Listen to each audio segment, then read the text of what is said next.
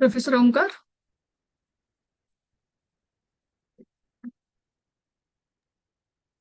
Hi. Yeah. Should we start or you want to wait? We can start, or I don't mind waiting for a couple of more minutes for more folks to join in. Okay, so 2:10 sharp we start? Yeah. Sure.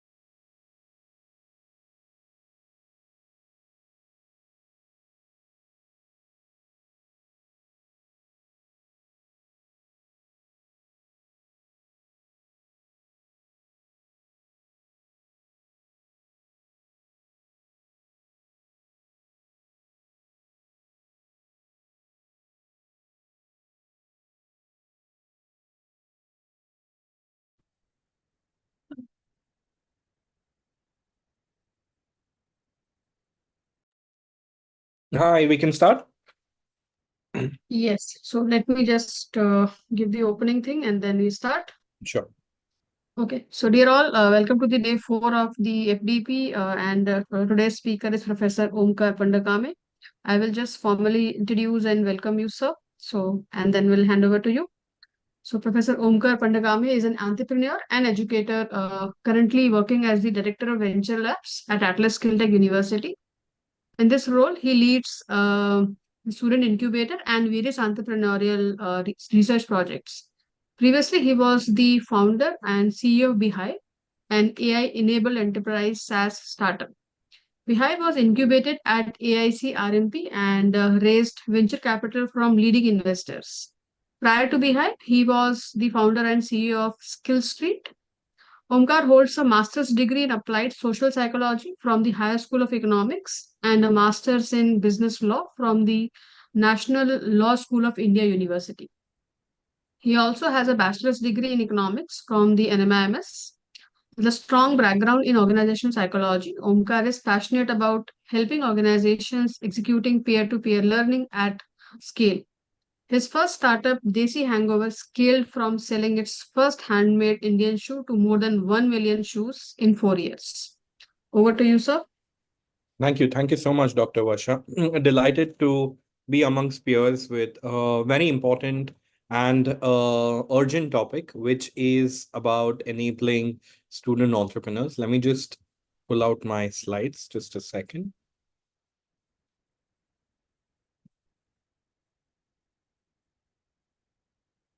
Yes. Is it visible for everybody?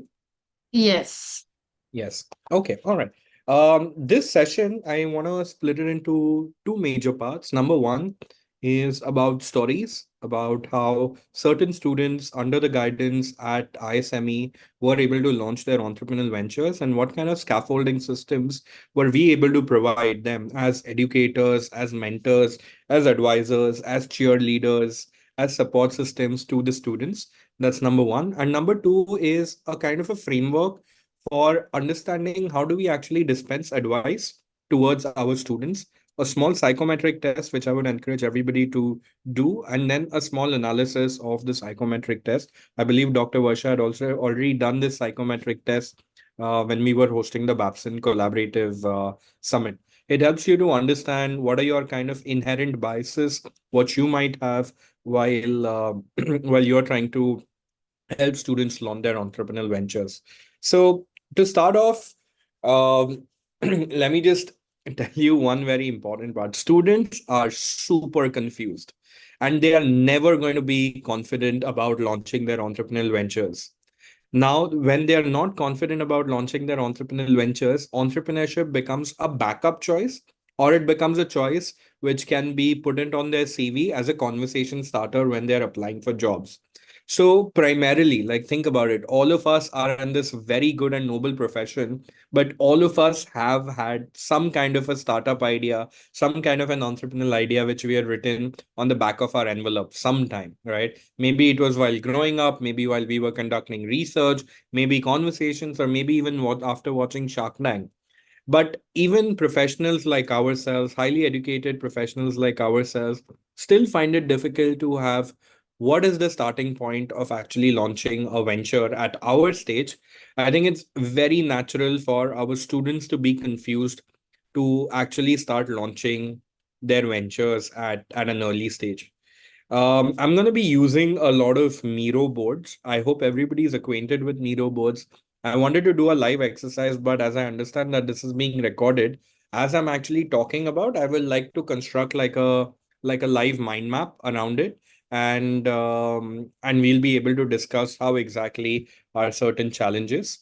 So let me also open the Miro board, and I'll share this Miro board at the end.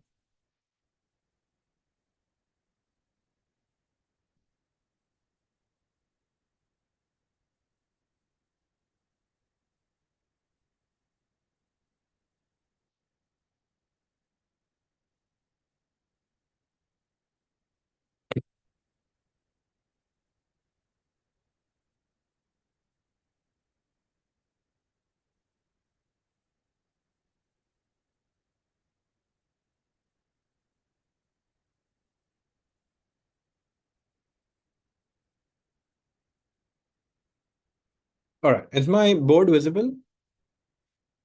Just loading in Yeah, video. it's there. Right. So I'm going to be talking and explaining at the same time rather than just taking you through my presentation, which I will. So first, let's just understand student entrepreneurship ecosystem. And it typically has three parts, right? Your part number one is a formal incubator. Your part number two is education, which is your courses.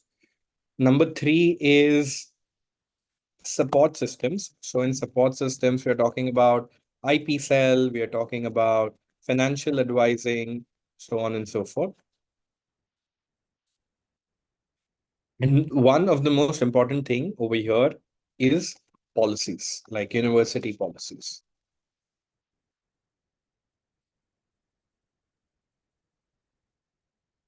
Right now at Atlas, we are creating an incubator, but having built one in the previous avatar of Atlas, which was ISME. I'm just going to take you through salient features about how do the conversations actually emerge from a particular project, what students are doing within the class, and then how do we actually methodologically start taking it to a level where they're confident about the career choice. So the best outcome of an incubator is student venture.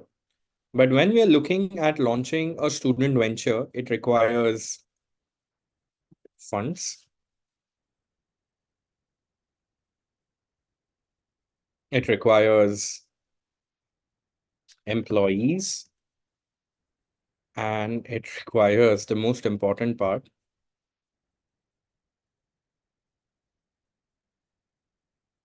a product, right? Now, the influx of this particular product ends up coming in from our wherever we are conducting our courses, right? Now, as a design faculty, I would be having a lot of courses through which students have to make some kind of prototypes, they have to make their design projects, everything, so on and so forth. Now, when you're giving them the brief, this is my first takeaway. When you're giving them the brief for the first time about what should be the outcome of it, always let the brief be market oriented brief, right? To give you an example, a market oriented brief is typically, let's say, Hamleys, which is owned by Reliance. Now, we had somebody from Hamleys who visited us about a few months ago. And one of the clear indication of Hamleys was that they want to take new toys, new board games, new educational games into the market. Now, this kind of an insight can be easily segued into, say, students of SDM, student of product design, even students of robotics. Now, when we are talking Now, when we are talking about a market oriented brief, which comes from an industry, this actually tells about that there is some sense of validation from the market about what you're trying to build. So there are two types of projects what you typically give students. Students which develop something on the basis of what they're thinking, and second, students which develop thinking which is coming from the market. The probability of something transforming into a startup of a student stems mostly from if the project brief comes from the market or from the industry. So at various levels, try to get some kind of an insight. Even if it doesn't come from the industry, I think it is very important for us to get students to start to dispense students about what exactly is the market demand around. I'll give you an example, right? In this first year of MBA, what we end up doing is that we don't tell them that, hey, think of an idea and build a startup around it.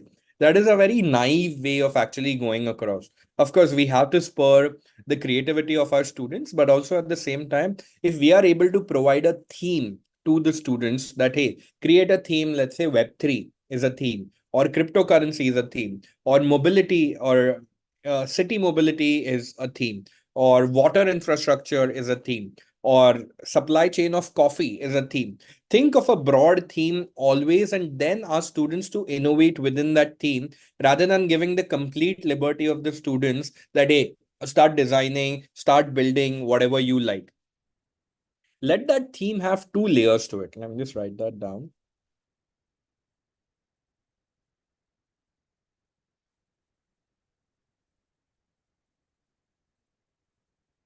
Right? Let the theme have two things. Number one is a broad industry based theme, which can be healthcare, which can be SaaS, which can be EV, whatever. That's the first part.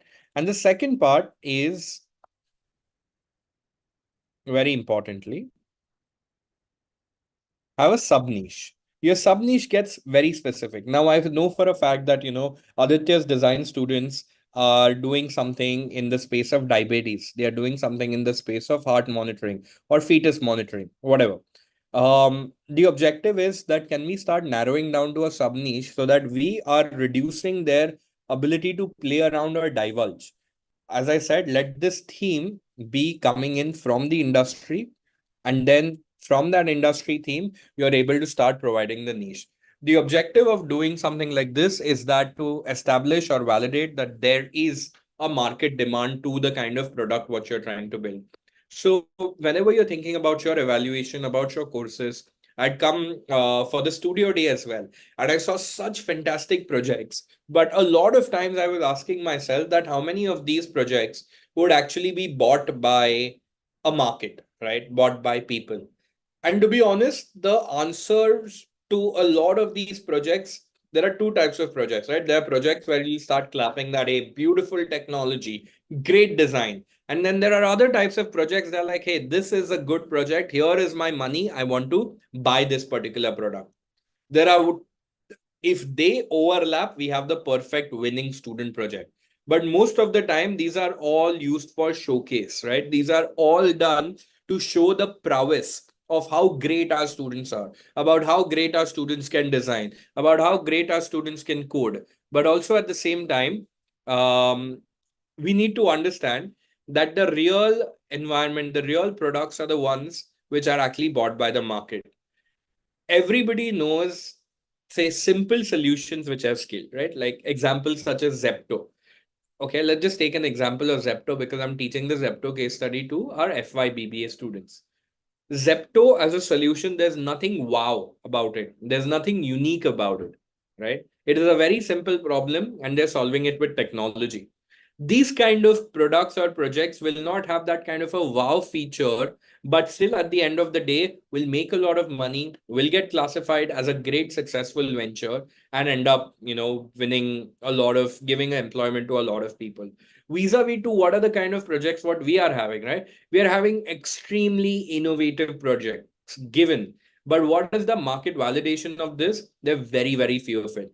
Most of them are futuristic. And if you ask any entrepreneur, he's going to be talking about that the timing of the product is the most important part in order to it for it to become successful.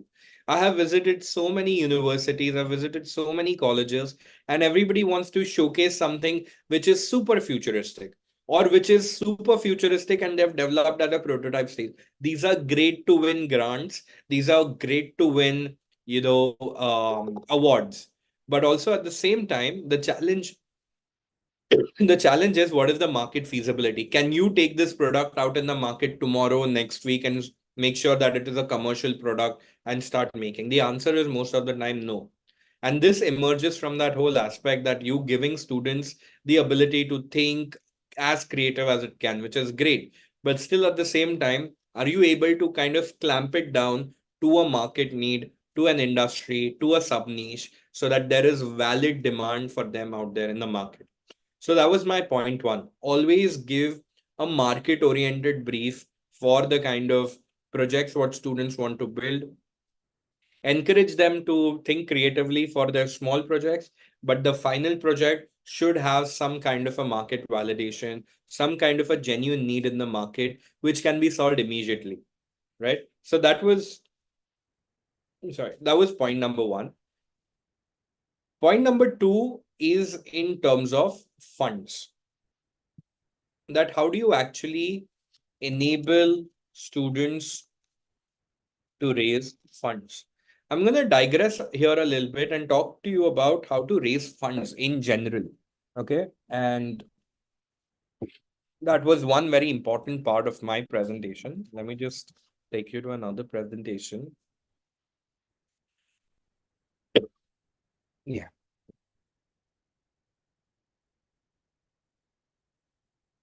Can you see my screen, everybody? Raise money like a boss. This is specifically targeted for student entrepreneurs. Is it visible? Can I get a thumbs up? Yes, yes. Okay, lovely. So let me just bust a few myths around fundraising, right? Fundraising, especially for student entrepreneurs. Um, Number one is that all investors are smart investors. Please do not think that investors, whatever feedback investors are giving, are actually genuinely good investors. Till date in my life, I've raised about $7 million worth of investment. And every time I've raised investment from one person to another person, I've just realized they're plain gamblers. That's number one. Number two is that there's specific value for formula for valuations. A lot of times your students will start thinking that I need to raise money for my startup. What are the kind of valuations I should start having? And the answer is that there is no valuation for a formula for a startup. A lot of people might claim that you should have a discounted cash flow method, you should have a worst seat method. None of these methods are genuine. None of these methods are like considered like a highlight in actually determining a student startup valuation. The best way to determine a student startup valuation is to try to understand how big is the market and how much are they planning to penetrate into that market. A thumb rule is a startup at any given point of time, unless it's doing something crazy hardware, shouldn't be more than $1 million, $2 million at an idea stage. So that's point number two. And point number three is that you need to require investment for your student startup to be successful. Now, this is very important for, there's a different theory for grants and there's different theory for raising funds for your student entrepreneurs. Now, your student entrepreneurs, while raising funds, they need to understand that raising fund is all about ART, right? Raising funds is an art. A stands for authority, R stands for relationship, T stands for trust. How do you create authority within students that they can raise funds? There's one very simple front, right? They need to understand how big is the market, what they're trying to supply towards, right? So there's Aditya startup which is into fetus monitoring, right?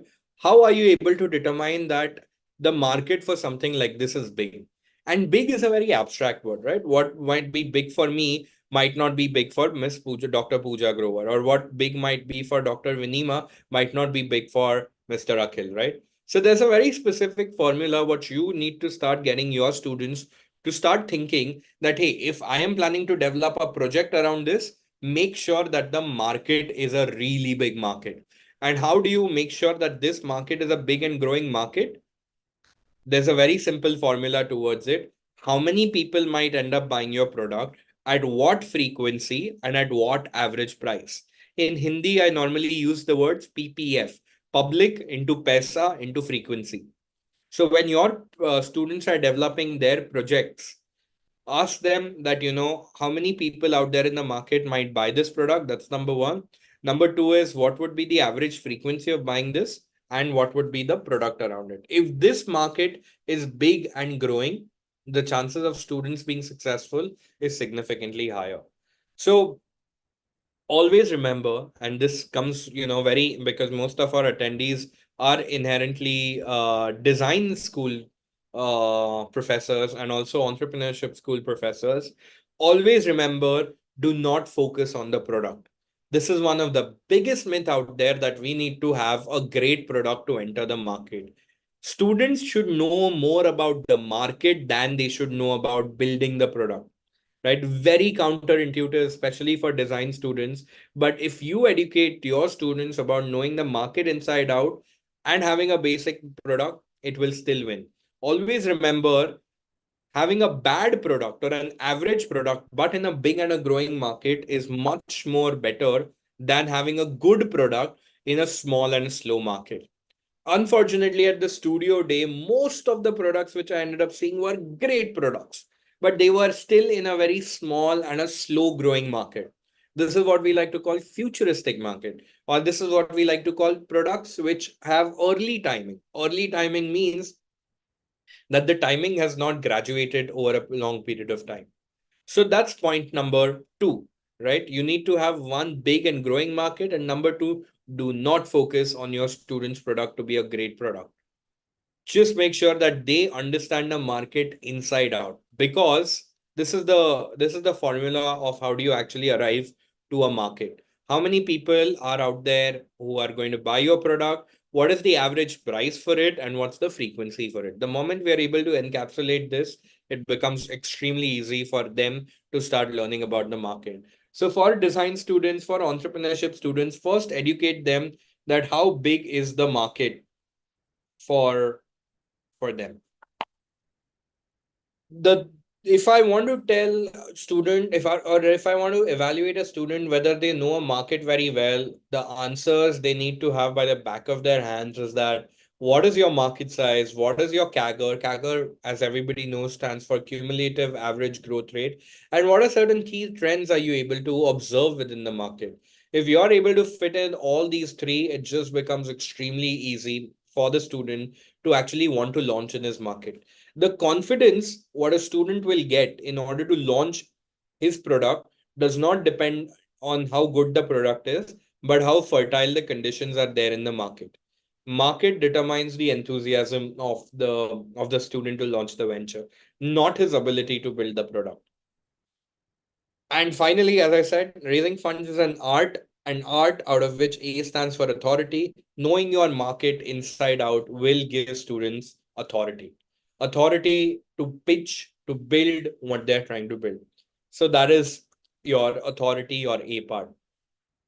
Always remember, whenever your students even go to an investor, showing the investor how great is the market is much better than showing the investor how great your product is or how great you are.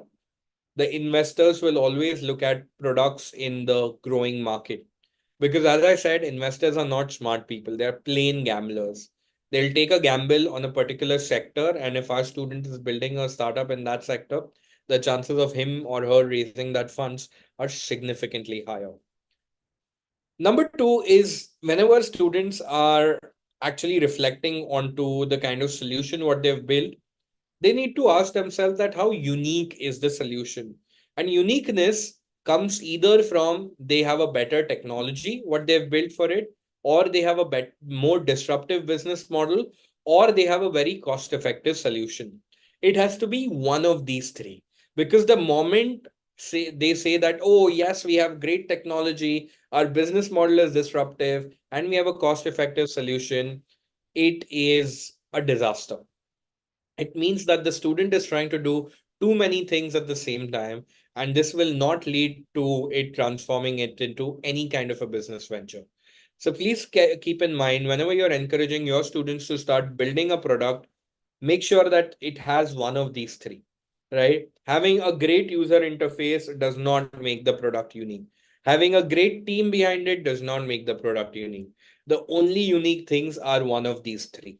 And again, I'm repeating, it needs to be one out of these three. It cannot be two, it cannot be all. The reason why it cannot be two, it cannot be all is predominantly that the students are confused where their unique selling proposition is, what should they position their startup around it, and then it just becomes a big khichdi. Now let's talk about how can we define our students project has better technology. The students project can have better technology when we ask the question that how difficult is it to replicate. If the technology what they've built is not very difficult to replicate, that means that they do not have a unique proposition. Your disruptive business model talks about how much money is it required to displace the current existing ones. All right, I'll give you an example of a friend of mine, very young friend of mine, 20-year-old guy. Okay. He raised $3.5 million. $3.5 million, to give context, is about 22 crores at the age of 20. He was just 20 when he raised 22 crores for his startup. His startup was called Blue Learn. What Blue Learn did was that on Discord servers, they used to give educational courses for their peers. Now, this business model was so disruptive because students now, in order to gain education, they did not have to go to universities, colleges. The way they were learning on Coursera and edX were fairly outdated. And simply through Blue Learn, they were able to start learning all these relevant skills.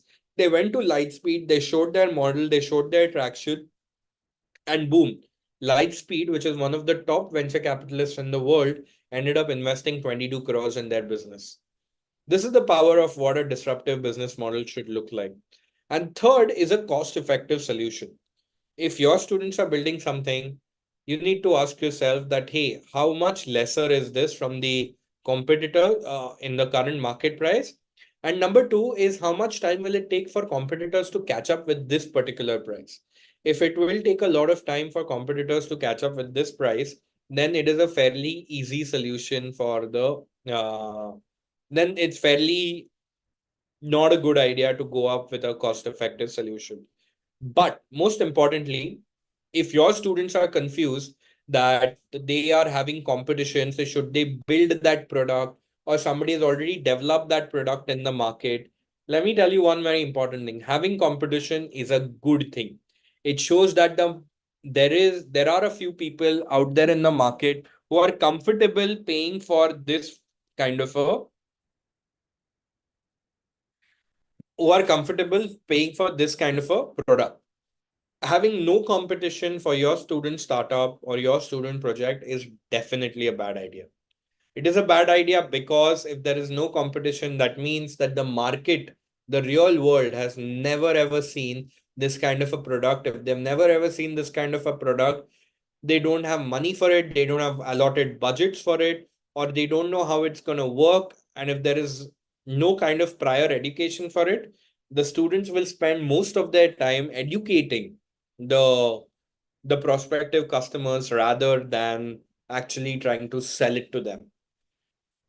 I'm just gonna pause over here for questions because I'm just been yammering. Any questions, or I'm good to go?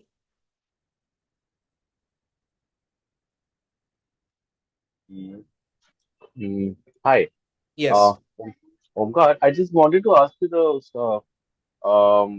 You said no, that if there is no competition, it's a good thing.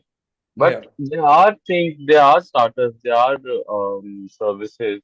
Uh, People think about for the like people ever thought about for the first time, Yeah. and they enter the market without any competition, and then they build themselves and Rao become सुरुवातीला त्यांच्या something. लिस्टमध्ये आलो हा की मी म्हणजे programme attend करून राहिलो मी असं Yeah. Sorry, Akhil. Yeah.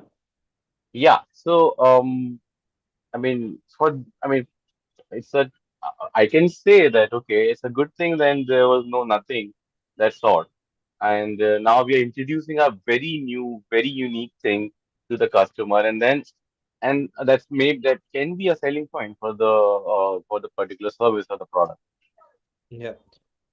I hope I understood your question correctly.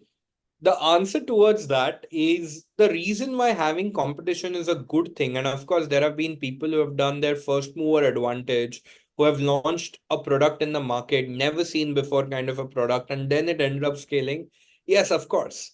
We're all using most of the products where some of them would have been the earliest players in the market.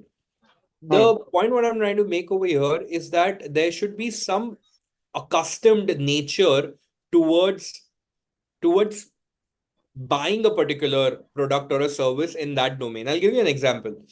Um, the competition of going to watch a movie is going bowling or going watching a cricket match because I am accustomed towards paying 500 rupees, 1000 rupees to get myself entertained.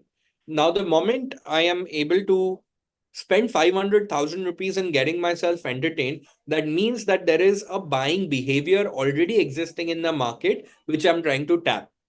But Hmm. when we are trying to create a buying behavior in the market because there is no competition, then it becomes very challenging, right? Like think about we all buy mobile phones, right? Panasonic was one of the earliest pioneers of selling mobile phones, and back in the day, it used to cost about 20,000 rupees, which was significantly expensive back then. Now, think about the average consumer out there who actually wanted to buy this. They had to start specifically laying aside some set of money more in order to buy this, right? So, Right. because of that, that buying behavior had to be created in the market. Now, unfortunately, our students need to be heavily funded in order to start triggering that buying behavior in the market, right? Buying behavior happens by giving a lot of discounts, right? Now, Uber, when it came to the market, it was very important for Uber to drive a very new buying behavior. People were not used to buying or renting out a cab using a mobile application. So they had to drive a new buying behavior. That's why they ended up giving a lot of discounts, just started throwing a lot of money around. And that fortunately worked well for Uber. But our students, unfortunately, might not have that kind of a luxury to raise so much money in order to educate a buying pattern. Hmm. Yeah, I understand. Yeah. Yep. Any other questions?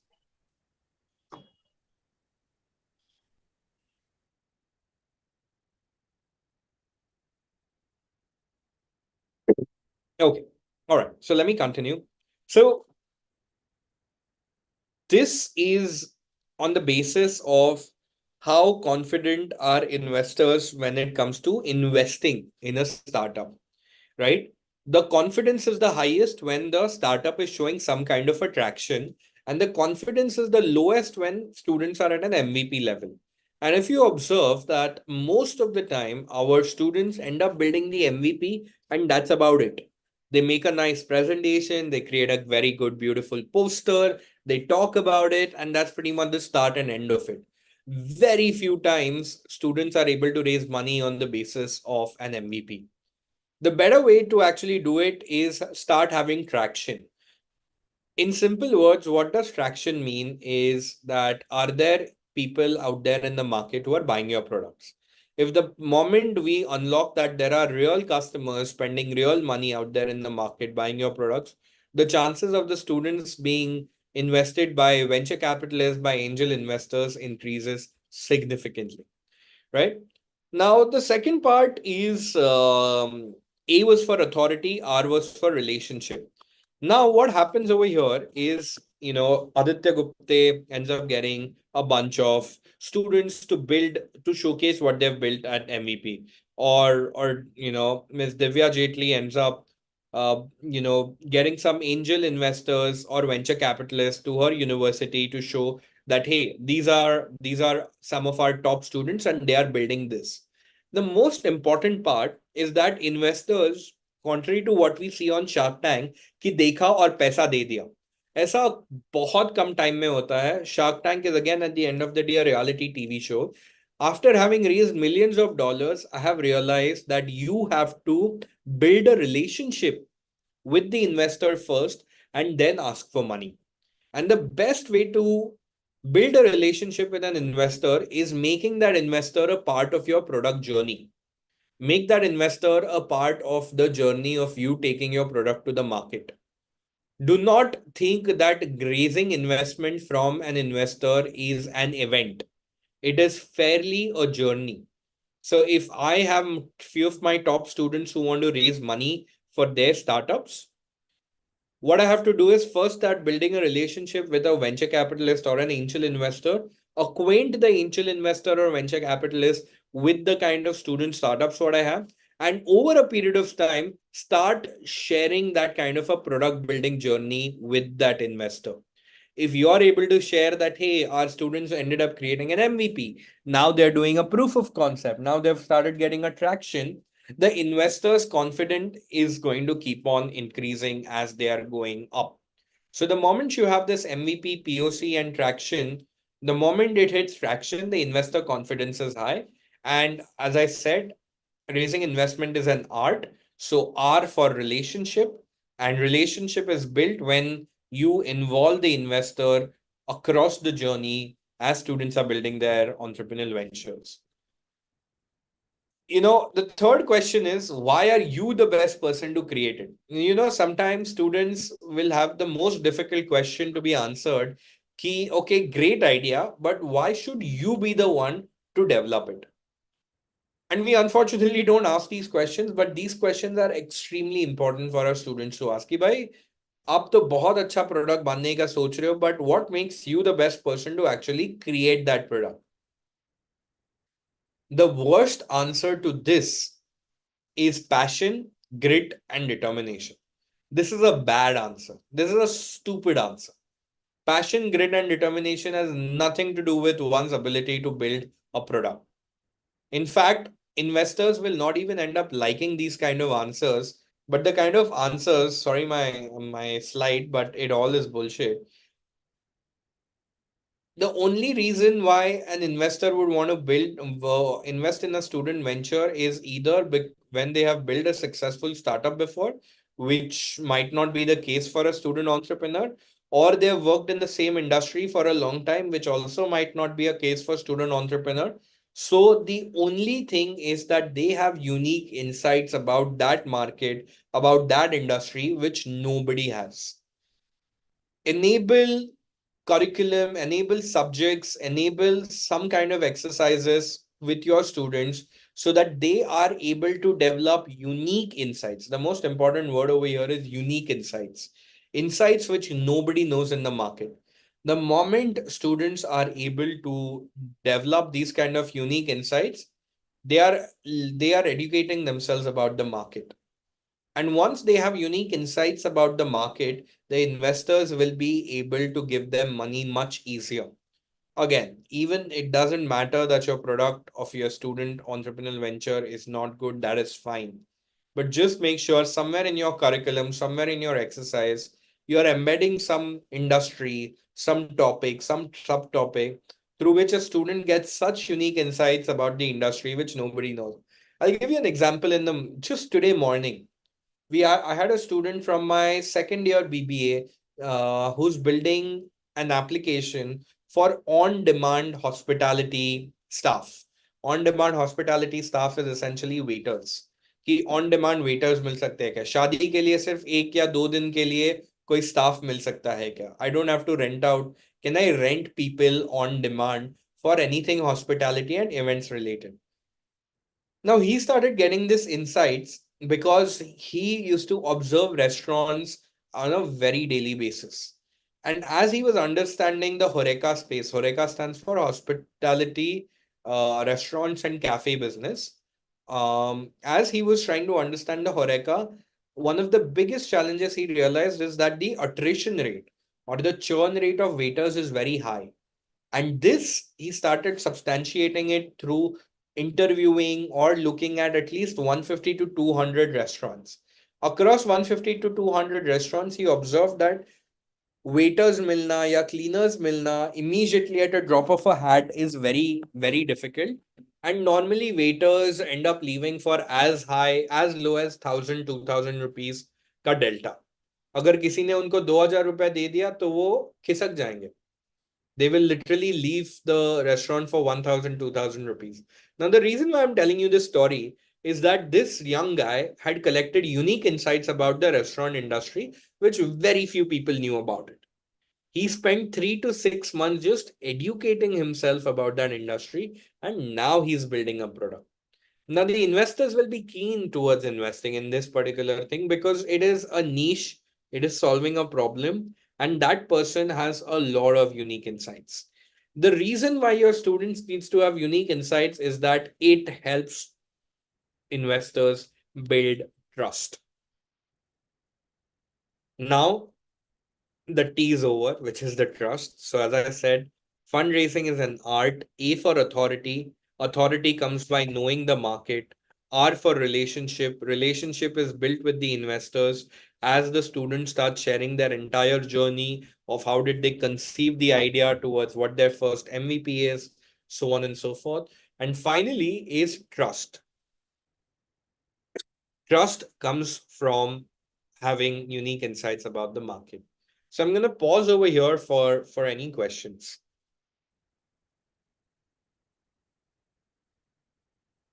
Omkar, I had a question over here. Yes.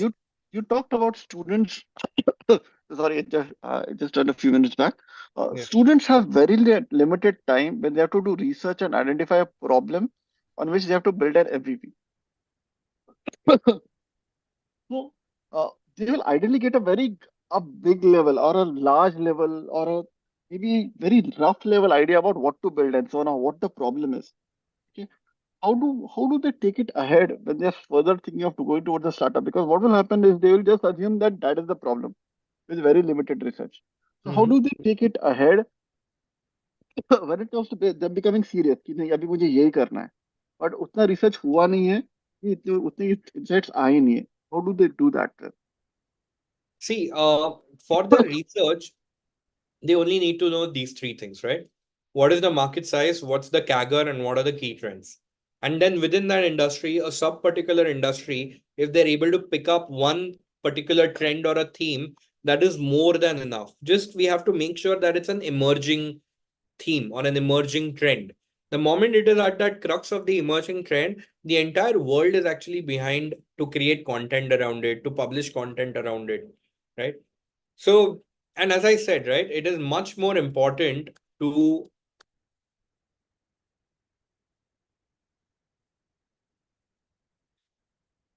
not even investor. I think we spend a lot of time on the students for them to start building a product. I think we should have a reverse thing. I think 80% of the time should be spent in just understanding the industry inside out, right? Because the MVP, the whole objective of the MVP is to get a validation, right? The objective of the MVP is not to sell. The objective of the MVP is not to make money, but just make sure that there is valid demand in the market. Your MVP is prone to iteration. Your MVP is prone to pivoting. But the more we know about the industry, what we are getting into, and spending much lesser time in actually developing the MVP, that actually helps quite significantly. A lot of times, what we do is spend quite some time in developing the MVP. Maybe out of the 100 hours of the course, 80 hours they're building the MVP, 20 hours they're researching about. I'll give you an example. We have a course over here in the business school called the MVP management.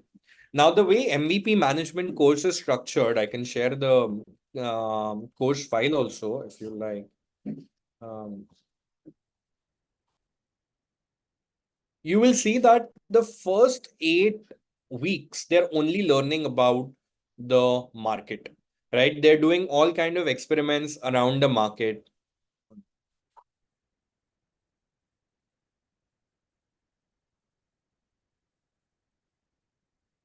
Right. So this one is called Build Your MVP. Right. Module 2, design thinking. Module 4, finally building MVP comes in module 4. The business modeling, go to market, MVP launch strategy. So a lot is doing about going to the market, understanding the market, scaling that as compared to building it, right? I only have literally one module dedicated towards building that particular MVP. But I have more modules which are towards getting the MVP out in the market as fast as possible and educating yourself about the MVP. And of course, there's one small module on ethical consideration and legal consideration.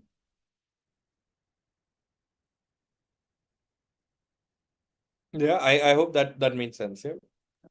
Also, Omkar, one of the things that we always face with the students is their passion for things like AI or machine learning, which is not required. So they try to force fit things.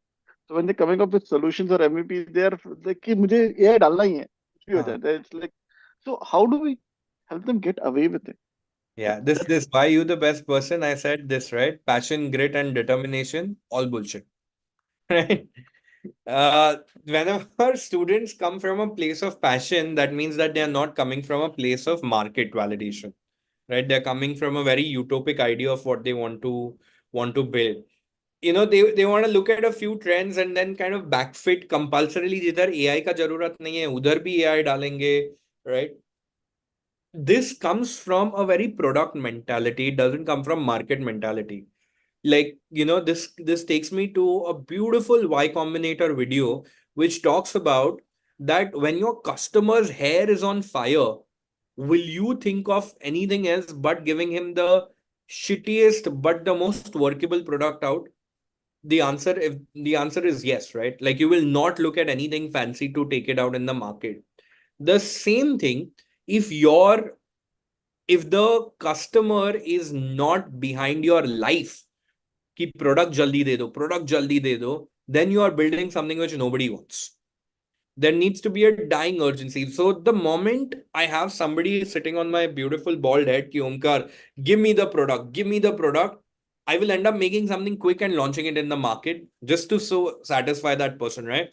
Like, for example, Aditya, you're super hungry. You've not eaten anything since morning and you go home, right? Are you gonna make a biryani? No, right? You're gonna be like, let me just make a quick Maggie and satisfy my need. So that making Maggie kind of a mentality needs to be there at a early stage, and that making Maggie kind of a mentality comes when there is an external push towards that. Like, coming back to my Miro board, what I said over here was also that the brief what needs to be created should be like a market oriented brief, that ki market se ye problem statement आया है, right? Got it. you know so the last thing is having unique insights again about this market helps us to build trust, and that completes our art, right? Authority, relationship, and trust. Yes, Pooja ma'am, you have a question? No, sir. Hello. Sorry. No, sir, I don't have any suggestion. Okay. Now the third thing is that when should students start looking to raise money for their startup venture? One very important thing, let me tell you, is that I just posted this also on LinkedIn. You can raise money across. You can raise at an idea stage, you can raise it at an MVP stage, proof of concept, early traction, or signs of repeat customer. But people have raised money all across. But then there are certain characteristics of the people who have raised it across. Idea stage, only experienced founders have been able to raise. People who have actually built startups before and returned money back to the investors, these are the ones who have done it. At an MVP stage, if you have a fancy college degree or you've built some really crazy tech, which is very difficult to replicate, these are the times where the students can raise it at an MVP stage. At a proof of concept stage, they have some kind of a big company who is looking to be their customer. That's a point where they have raised. Early traction is that they are receiving a lot of attention, crazy inbound traffic, and finally signs of repeat customer, and only if they're operating in a large market. I also remember that the later the students raise, the lesser they dilute. Sometimes because fundraising is so glorified, we might push students ki jao paisa raise karo from venture capitalist angel investors because we might think, oh, checkbox, great, our student got funded. It's actually a bad idea, right? Because the later they're able to raise money, the lesser they will end up diluting, right? I want to conclude this section before I'm going to grab coffee about the 5 mistakes what student entrepreneurs should definitely avoid when they're raising money or they're even talking to investors. Number one is, because they're students, they might get cornered. They might have to give a lot of equity in their first round. So let student not give out more than 25% equity in the first round. Not raising smart money, right? Again, it comes back कि यार student funded करना है. Make sure that whoever is giving the money, can that investors actually help our students, which goes beyond raising basic money. Number three is selling the idea more than selling yourself. Always remember the product doesn't matter, the person matters. People get invested, not ideas. So it doesn't matter how amazing your students' ideas are. If they show character, if they have really the ability to see, because I'll tell you, 9 out of 10 products change during the lifetime of a startup. But the people have to remain the same. The people need to have tenacity. The people have to have persistence, and also at the same time have a very market approach that I'm building for the market. I'm not building for myself. The fourth one is, students normally don't come from that kind of a research background or financial projection background. उनको लगता है कि बस 100 crore तो ऐसे ही कमा के लेंगे, right? But there's of course a science towards how can you raise 100 crores or sell 10 crores worth. So don't exaggerate numbers. I'll come to it about how do you actually have. And last thing is that, we run a lot behind student success being funded. But to be very honest, funded does not mean successful students ventures, right? Investors are just gamblers and our student entrepreneurs are just one of the horses what they are gambling on. In fact, investors like invested in early stage startups or student startups because they are able to twist them in the way they want it. The good part, again, investors, again, you might think that it's contrary. Investors want to invest in older people. The answer is wrong. Investors love student entrepreneurs because they don't have preconceived biases about industries. Their mind is still at a very virgin stage and they are at a very exploratory stage. The second thing is now currently students are representing 200 million of the Indian population itself. So what they're thinking, there's a very high chance 200 million people are thinking just like the way they are thinking. And that's why investors really like that particular part. So this was my brief segment um, on how can student entrepreneurs raise money for their startups. Just to wrap up, raising investment is art. Art stands for authority, relationship, and trust. You build authority when the students know about the market inside out. You build a relationship when the students are able to share their entire journey. The best way to share student journey with prospective investors. So many investors, so many people come visit us, right? They see student projects, everything. But that's pretty much the start and end of it, right? The 15 seconds what students get in order to speak, they're like, ha, wow, very good project, very good beta, congratulations. Next. There's so much mind fog for the person who's actually come to visit it.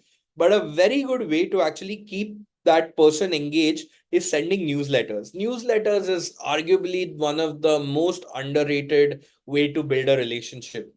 If let's say Dr. Aditya comes to my stall and I'm a student over here, I can ask the card of that particular professor or the investor or the person who has come in and just very politely say that I would love to give you updates. The moment you are actually telling that I would love to give updates about my product or how I'm building it, it creates a invisible compulsion onto you as well कि boss मेरे को किसी को update देना है. The best one is a monthly newsletter, which talks about that, hey, in the month of March, we started over here, we are end of over here. It shows progress, it shows growth. And the moment it shows progress and growth, it helps you create a relationship. If you're able to create a relationship, if you're able to have authority, if you are able to have trust, raising funds becomes very, very easy. Right? So I'm just gonna pause over here. I'm gonna grab coffee and then we can resume in 5 minutes. Till that time, everybody can also grab coffee. I also maybe gather some questions what they have. Let's meet in 5 minutes. I will look forward for you in 5 minutes there.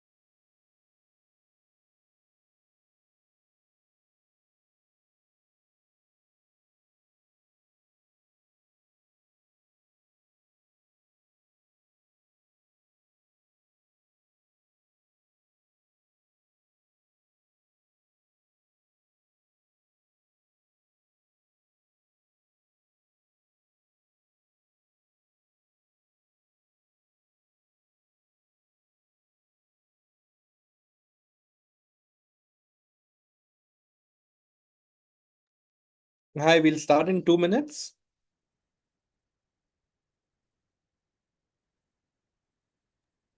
Yes, sir, we'll start in 2 minutes. Sure, sure.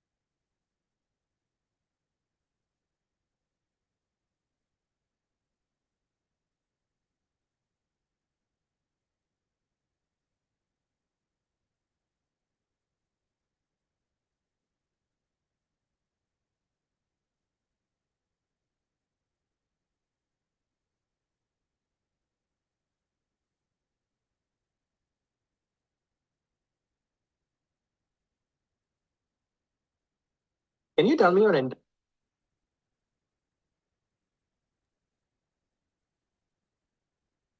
Let's start. Let's start, sir. Let's start. Yeah, let's start. Just a Yeah. second. I'm just pulling up.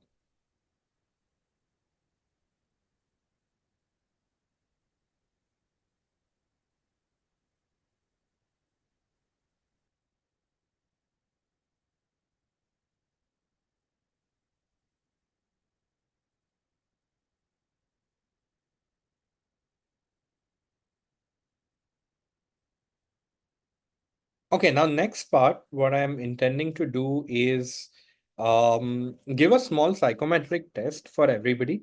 I would encourage everybody, whoever's actively listening and tuned in, to conduct or finish this psychometric test.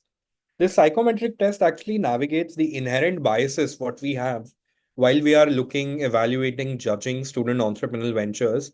And unfortunately, a lot of times what might end up happening is that we end up sending the students in the wrong direction, right? So what I'll do is I'll share my screen and I'll take you through scenario. These are all hypothetical student startups, what I've created.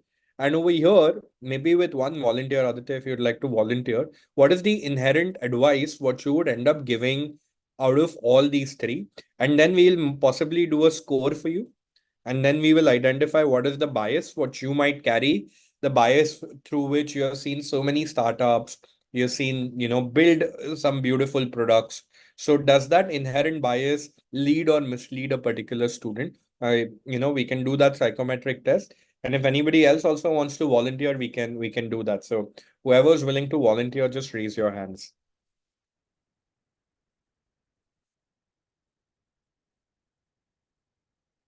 Where is my enthusiastic audience?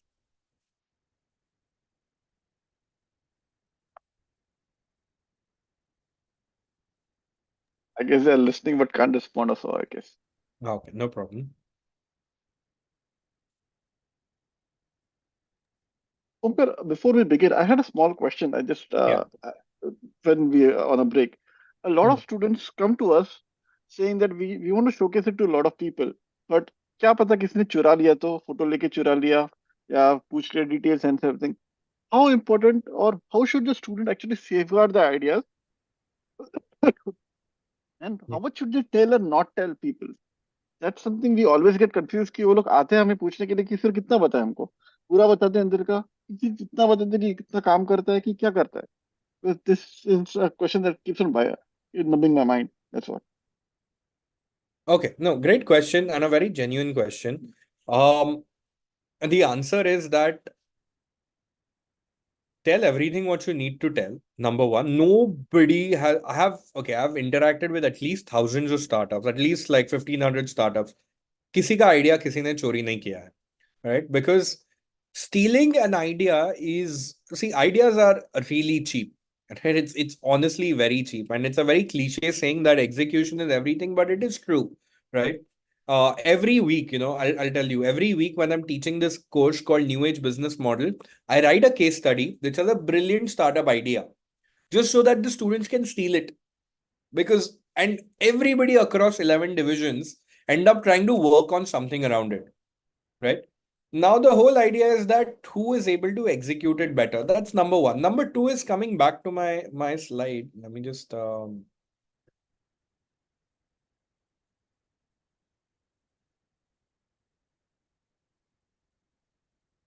right. This answer, if the students are able to give a very good answer to this, why are you the best person to create this particular startup? If this answer is a bang on answer, they don't have to worry about anybody or anything. And this answer, again, as I said, wrong answer is passion, grit, and determination. But this is one of those three answers. I exactly know how to build a startup before. I've worked in the same industry, or the most relevant for our students is I have unique insights which nobody knows. Now, the moment I have these unique insights which nobody knows, I'm happy to tell what the idea is and everything. I don't have to share my insights. Right? So I think students should be wearing their ideas on their sleeve. They should not miss out on any opportunity to share what they're doing. Right? And plus, the pedigree of the student should come across as so much. Like, let's say, Aditya is pitching an idea and Omkar is with the intent of stealing it. The way you're pitching it or the way you're actually telling insights about the market, the only way for me to steal this idea is to make you my co-founder. Right? Okay. Okay. I will just now pull up that psychometric test. 1 second.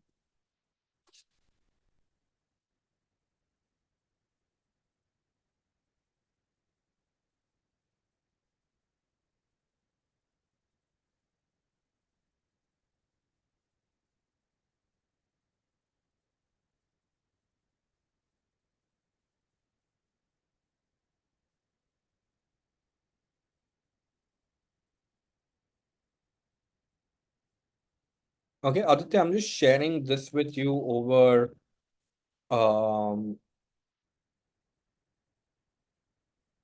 email.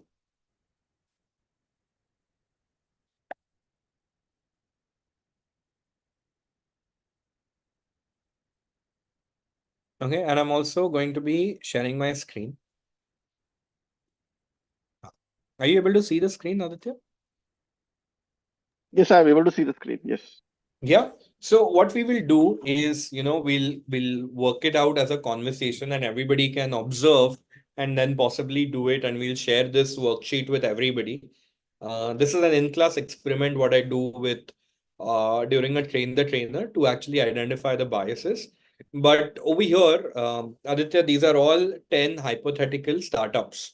These are student startups. They come to you for advice, for mentorship, as most of them will come to you, right? I want you to just make a note of, if you can just make a copy of this and then tell me which one will you be choosing, which choice will you be choosing, right?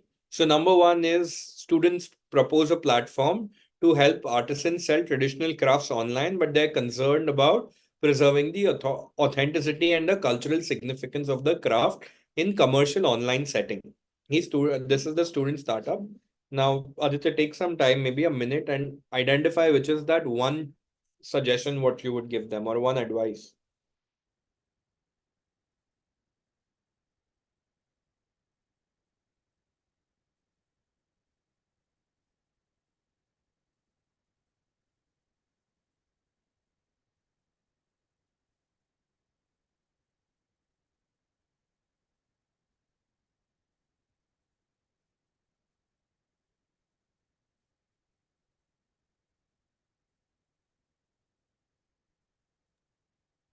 If you, I would give option B, create a digital storytelling space. Let Got, me explain you why I gave that answer. Being from a product design and design space, I know my kids have good storytelling skills. If they can present the story, they can definitely bring out the artisan's craft outside to the world and so on. But then again, as you said over here, the scalability and immediate revenue might be difficult. They might got, sell the story, they might go outside, but not immediate on revenue. This is my thought. got it. So I'm just making a note that the first answer is B. Okay, next one. Sustainable Urban Living Initiative. A team wants to promote sustainable living in urban areas through a new app which connects people to local sustainable food resources, recycling centers, and community gardens. Urban resident habits.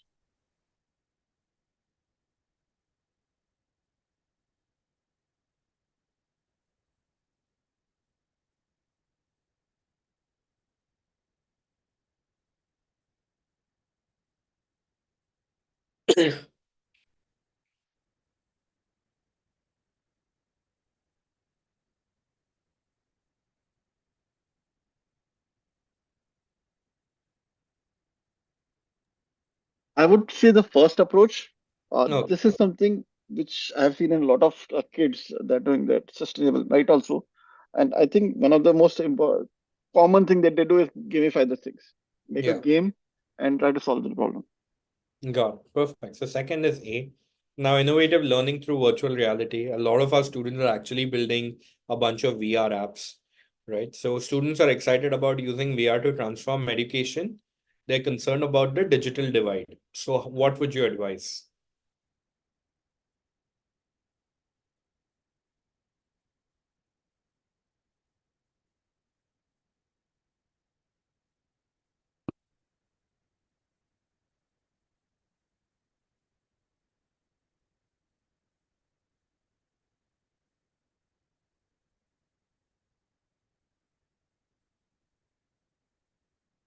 I would advise C. My thought process would be go towards C. Mm-hmm. Uh, if because I think the NGOs and governments already have a lot of schemes, so which can help in subsidizing the high-end VR. So why not use those to actually do that? That's my thought process, which I feel. So my Got third answer is C. Got it. Perfect. So third is C.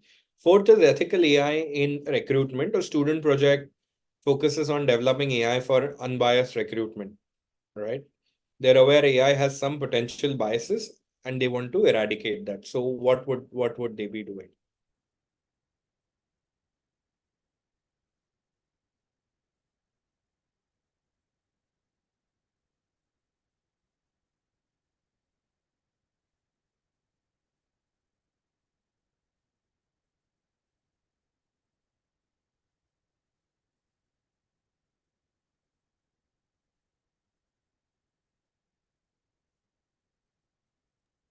I would do the B part of it as a supplementary tool, which will help in my assessment or decision making. That's what I would do because of the biases.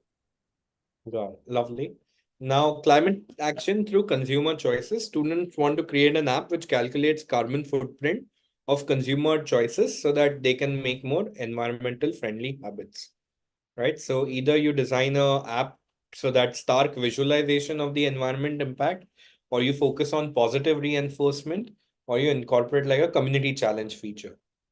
What would you suggest to them?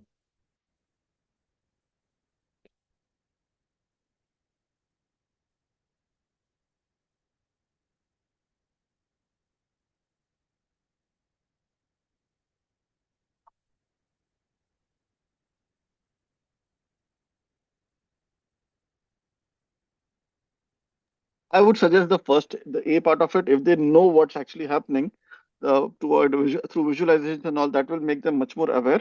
So I would suggest the A part of it. Is A option. Got it. Got it. Cool. Local food ecosystems.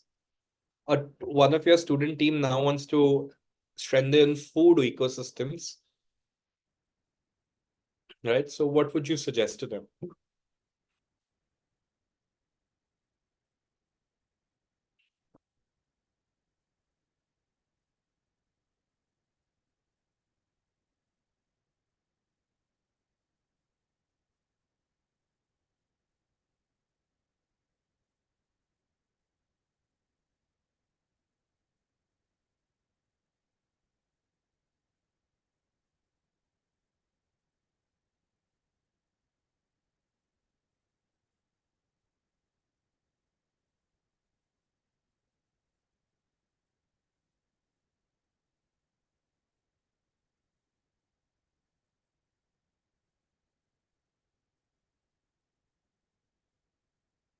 I would ideally go with C. Develop a tiered system where the small farmers are given prominence, but then if someone big wants to enter, there are particular criteria and so on. That's my option.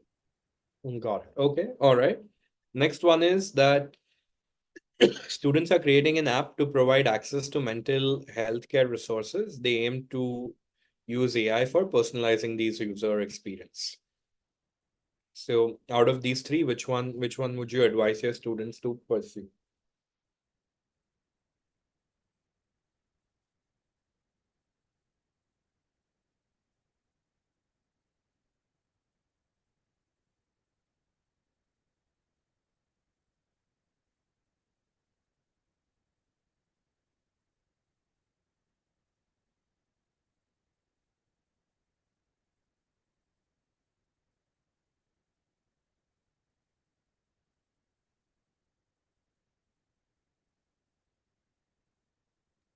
I would go for C, where it provides an initial support and then it directs to the right people for further side of it. So it Got becomes a connector for the Okay, so this is, sorry, which option is this? C, right? seventh is C. Yes. Yeah. Okay, all right, very interesting. Last three, redefining gig economy. They want to solve the challenge of gig economy workers so that they can find more stability and benefits. Would you design the platform for prioritizing that stability? Would you focus on creating a strong proposition, or would you attract, like, which one out of the three will we do?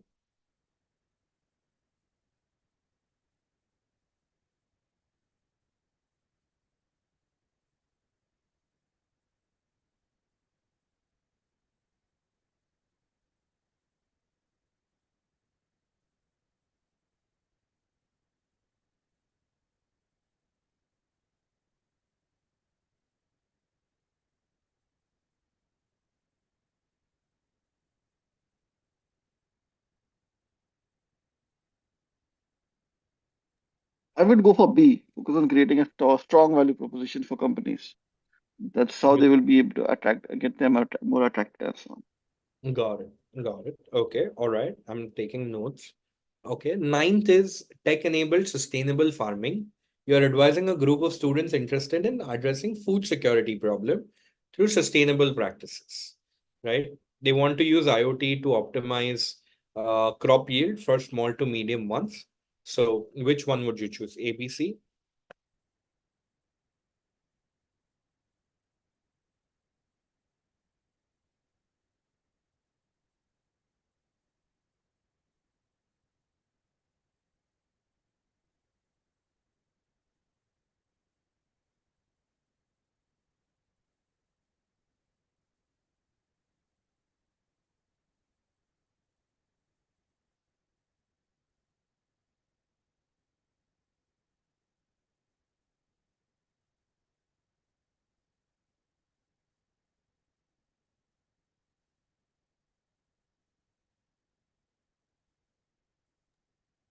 I would look at the A part of it to get the data and concentrate on the IoT technology that they can optimize the water resource and everything, decision and everything. Got it. So that is A, right? Ninth A, yes. Okay. Last one. Remote education. A team of students are keen in tackling challenges of remote education in the poor communities. They multifaceted platform. Now, out of these three, which one will you choose?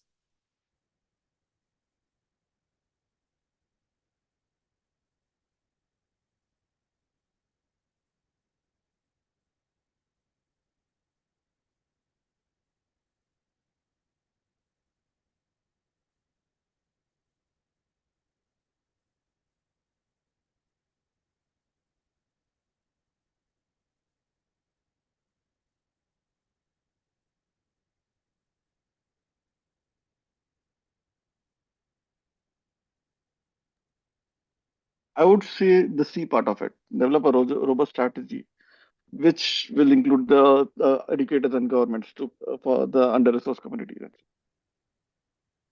Got it. Okay, brilliant. So one is B, two is A, three C, B. Okay, what now we'll do is I just open the scoring sheet, right? So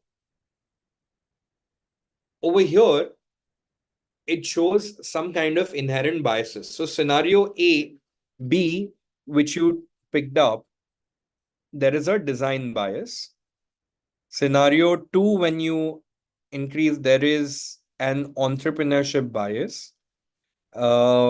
This is entrepreneurship bias. Aditya, if at the end of the day, if you're more entrepreneurship bias, I'm gonna have you in the entrepreneurship department. Fourth is B, which is again entrepreneurship bias. Fifth is A, which is a tech bias. Sixth, which is C, is again an entrepreneurship bias. Seventh, which is C, which is again entrepreneurship bias. Eight, which is B, is a design bias. Ninth, which is A, which is a tech bias. And C is a design bias. So if I just do your counting, 1, 2, 3, 4, 5, 5 goes to entrepreneurial bias. 1, 2, 3 goes to design, and only 2 goes to tech. So the whole idea over here, okay, this is my own psychometric test. I've given some references, right? So what you do is you typically add up these biases. We'll also share this sheet, right? Now what happens over here is, one second, I try to pull up.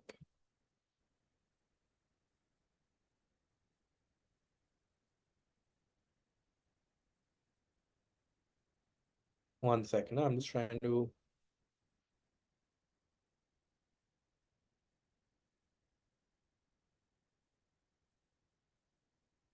One second, just give me a second. There was one sheet.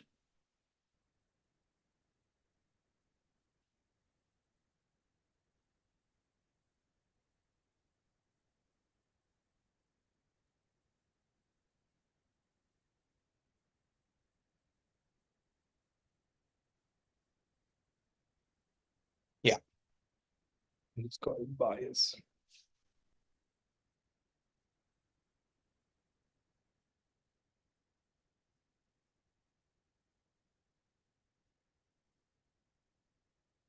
Yeah. So you clearly, Aditya, have an entrepreneurship bias, overwhelmingly entrepreneurship bias. So just to give you the answers, right? Your bias to, I'm going to read it out. Your bias towards entrepreneurial strategies rooted for a passion for business model, market dynamics, strategic maneuvers that make ventures successful. You're drawn to big picture thinking about scalability, sustainability, and market impact. The benefit about this particular bias is that you have a foresight to navigate the competitive landscape effectively. You're able to adapt yourself to growing opportunities, risk management, so on and so forth. Drawback is an intense focus on strategy might lead you to overlook importance of innovation in technology and design. There's a chance of becoming too invested in planning and forecasting, potentially missing out on a spontaneous opportunity. And personality traits, I don't know how much would you agree to this, but you're visionary, you're analytical, decisive, with knack for seeing opportunities where others see obstacle. Your approach is very methodical and data driven, long term success over short term gains, right? So everybody of us has one of these three biases as entrepreneurship educators, as professors, right? Some people have a lot of technology driven biases. Two of your answers were technology driven answers. Five of your answers were entrepreneurial strategy based answers. And three of them were very design focused answers, right? Now, there's a very clear distinction between the personality traits of a professor who's having design traits, entrepreneurial traits, and tech traits. Now, the question is that how does this actually enable or disable our students to start having? So, what you need to have, first of all, is never have one single touch point to give advice to student entrepreneurs. Ki, um, let's say they're only coming to you, Aditya, right? They should also go with somebody who has a tech bias. They should also go with somebody who has a design bias, right? That's the trinity what we try to establish, or I like to call it the advisory trinity. That they should get a well-rounded answers from all three people or all three types of biases coming towards that, so that they can make a more informed decision about it, right? So it's very important to identify within the team that who has a tech bias, now you have an entrepreneurial bias. I don't have an entrepreneurial bias. I have a crazy tech bias when I did this, right? And somebody who has a design bias. These are inherent unconscious biases what we carry. Now, whenever a student is coming at a very advice level, let's expose them to all three types of advisors per se, with three very different personality traits. As you saw, none of the answers was a right or a wrong answer in the psychometric test what I gave you, right? All three answers were credible, they all had value, but it was a very difficult choice a lot of times to choose. Should I consider this or should I consider that? So the short term objective of enabling student entrepreneurs is to expose them to this three particular types of individuals who can advise them. The second part, I'm just trying to get everything together in a more concluding manner. That's the first thing. The second thing is to make sure that the students start, again, my first point, think from a market approach and not from a product approach. Let everything, design brief, project briefs, course brief, challenges come from the industry, come from the real world market, rather than them thinking and trying to innovate. Innovation is great to get you good grades, but innovation needs to get commercialized, and the commercialization of innovation can only happen once the market asks for it. Because when you go with an innovation into the market, the students do not have the budget to start educating the customers that this is a great product, right? I always have this quote: the longest distance for an entrepreneur is to cover from somebody clapping for them to somebody giving money to them, right? It's a very long distance. Um, so that's point number two. Point number three is, you know, let students not get attached to one particular product within the same industry for for the 4 years what they're studying, or for the 3 years that they're studying. Of course, we have a capstone kind of a concept where all the learnings kind of come together for one definitive finale kind of a concept. But if we are able to start giving them some kind of opportunities to pivot or change, then there are then these are some opportun the moment we are able to give them some kind of changes which is required within, then they will be able to be more adept.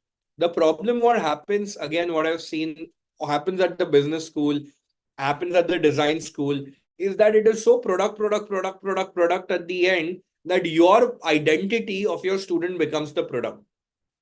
The moment student identity becomes the product, it is very difficult for the student to A, accept failure, and B, think of anything else, right?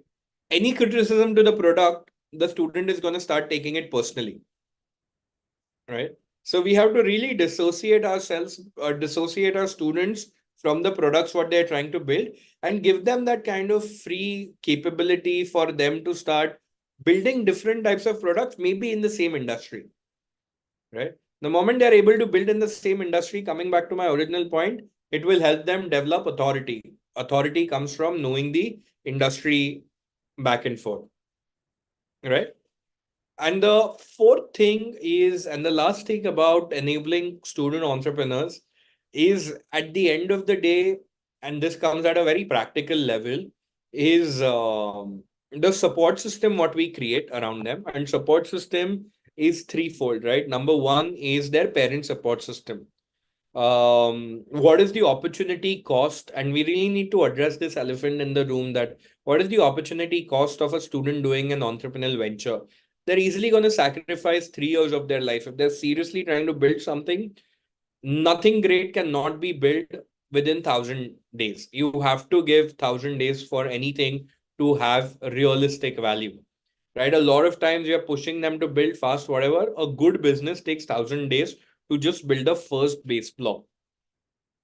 Now, does the student have the luxury of sacrificing the first 3 years of their graduation, during their graduation, or immediately after their graduation towards this? Right? Do they have family responsibilities? Do they have expectations from family? I feel so sad. I'll tell you, like, literally stories, right? There was a student by the name of Azhar, my first ever student studying at ISME, brilliant, but his parents had to get him to family manage business, right?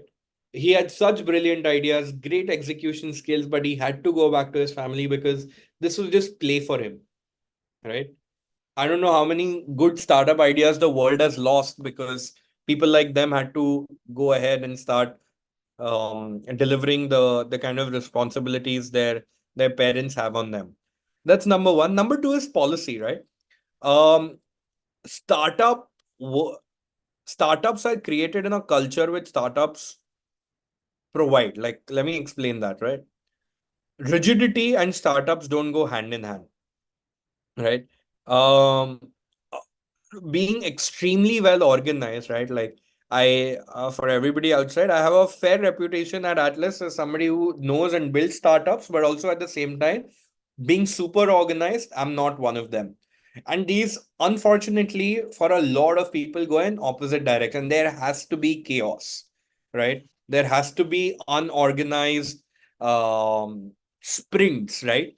There has to be like long days, hours of, like, I'll give you another example. Our first year BBA student is not attended his lecture for the last 4 days, but I know that he's locked himself up in a room, and I know he's not going to come out until and unless he cracks that code what he's trying to create, right? Bill Gates did that, right? Bill Gates did not come out for 15 days until and unless he had not created something. And in order to be an entrepreneur, you do not have to come across as somebody who is organized, has everything in control. Entrepreneurs at the end of the day are outliers, right? All the success stories, what our university has achieved, all the student entrepreneurs are outliers. They might not be the top ranking ones.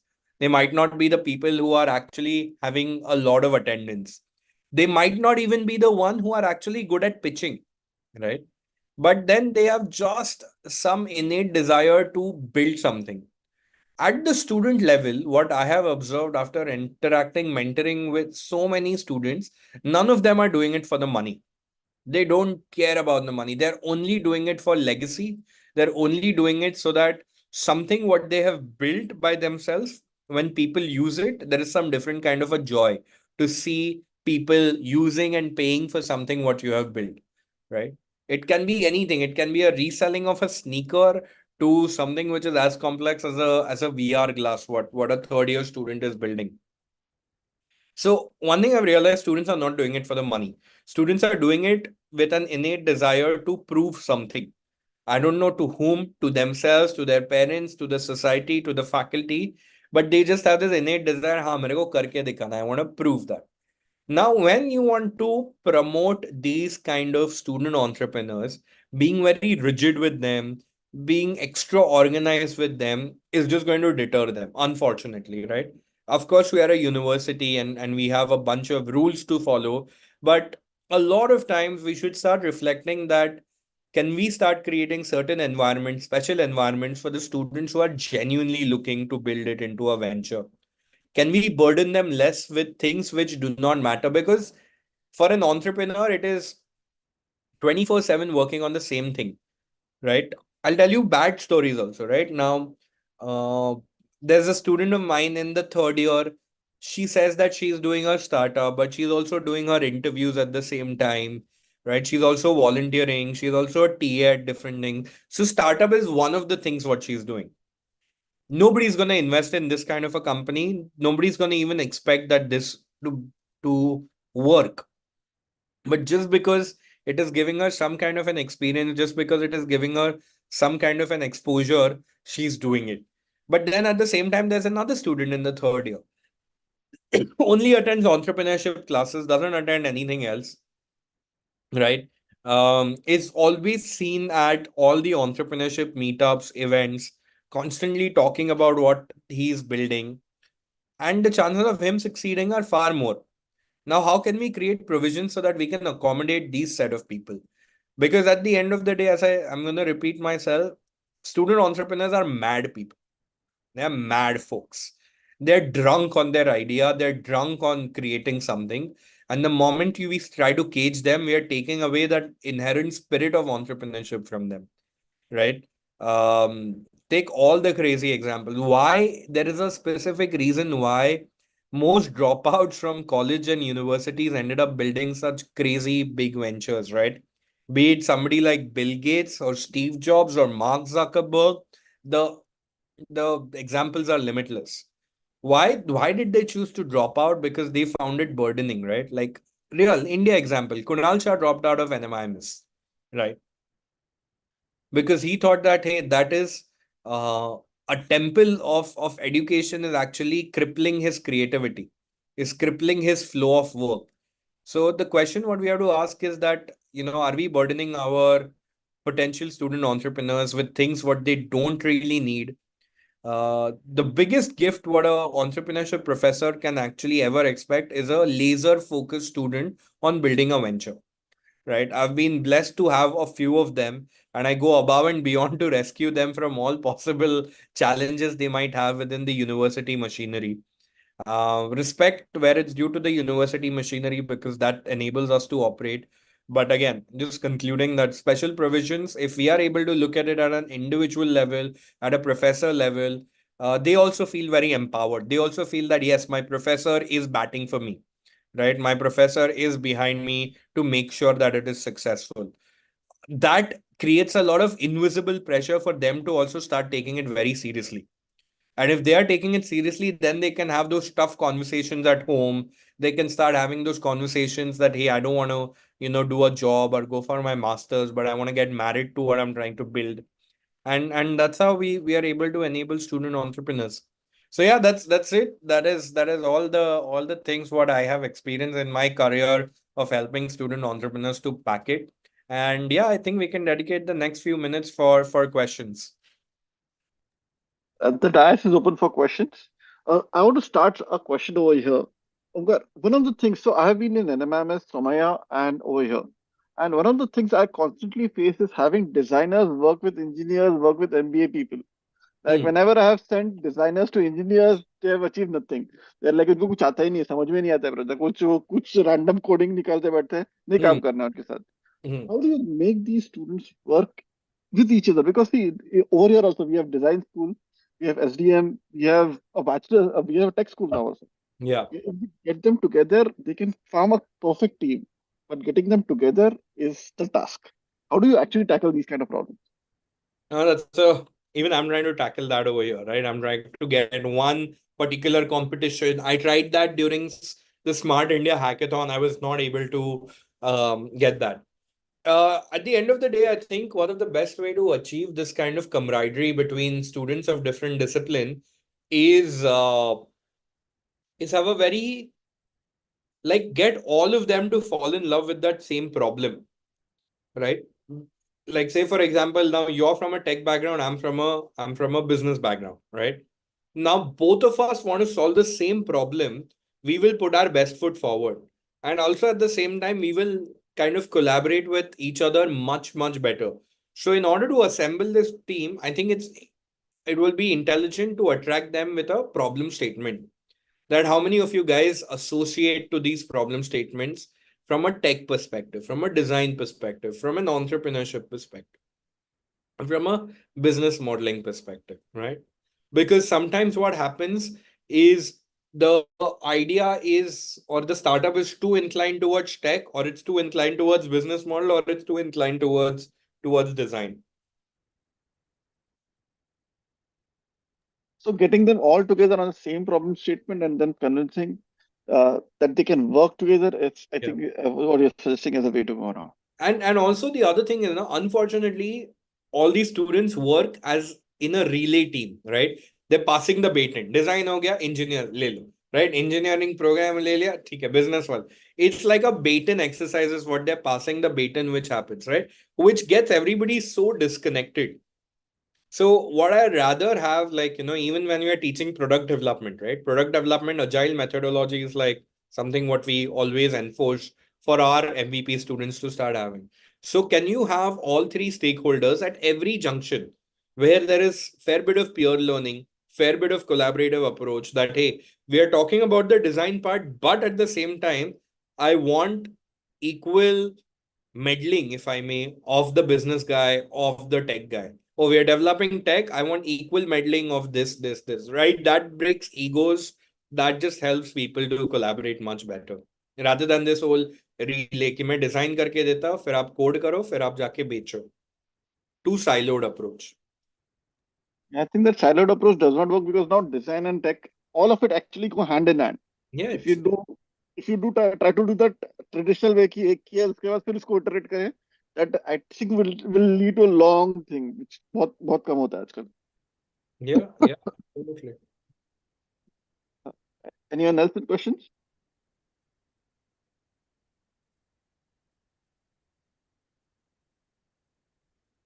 So, Omkar, before we went on a break, you talked about key students can approach investors. Now, I'm talking about specifically third year students when they are actually going to start raise money. And this is something I also faced is they don't know what about the investor or the funding and the thing is there. Okay. So they go to random people and they kind of give all the equity. So this is the first thing. The first time I was trying to raise money for my startup. Someone was ready to give me some amount of money, but say 50% में तेरा startup का ले लूंगा, okay, which is a trap. 50% equity में तेरा ले लूंगा, मतलब I become a co-owner for your thing. So how do we educate these students कि किसके पास approach करना चाहिए और कितना देना चाहिए और क्या लेना चाहिए? How to be careful about wrong investors? Investors are very crony sometimes, unfortunately. I mentioned it in that slide, right? Like, never ever give more than 20% in your seed round. 7% to 20% is is considered normally what is acceptable. So try to stick to less than 20% for all the student entrepreneurs. That's the first part. The second part is that building a business to get invested is a very wrong form of like approaching a business, right? Uh, if you're building a business in the pursuit of getting invested, you will go helter skelter just to look out for money. But if that doesn't matter, like there was one slide which I did not show, but I'll recite right now, is that investors need you more than you need investors. And that is a deadly mindset, like deadly mindset. Let me elaborate a little bit. Let's say, I'm raising money, right? I am so confident about my startup that I'm irrespective going to be successful. I will decide who will I make richer. There are a lot of rich people in the world, but with my idea, I have the power to make somebody 100x their money or 500x their money. So I decide who I want to partner with rather than the other way around where you go like this. Ki, haan, bhai, paisa de do. I am a great startup, right? And over here, when you're talking about from that perspective or that point of view, you're talking a lot about convincing. Like I always believe this investor should pitch you that please take my money rather than the other way around. And that confidence gets built over a period of time, to be honest. right? Like I have raised money before, so next time I'm building my startup, right? It's going to be more inbound because the positioning, the confidence, what thankfully I have over a period of time is dictating, ki boss, who will I make rich, right? It's not the investor giving you the opportunity. It is you giving the opportunity to the investors because there are a lot of rich people in the world. You decide who are you planning to make somebody extra rich.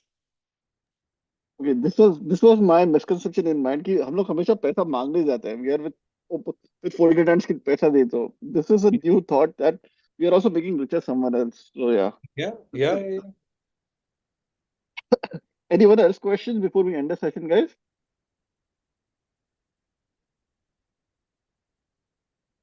Okay, thank you so much, Omkar. It was really a Thank great session you. having with you. It's great Love. conversing with you. Thank you so much for your time. Thank Thank you, you. Thank guys. you so much.